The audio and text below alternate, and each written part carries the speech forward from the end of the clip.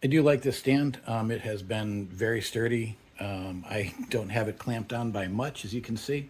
I've got it just barely on the edge of this gaming table frame, but it's very nice. The cable management works out really nicely. As you can see, it keeps everything all in place, all up to here. The monitors mount on, ignore the top piece. That's my own 3D printed design to hold the top monitor on there.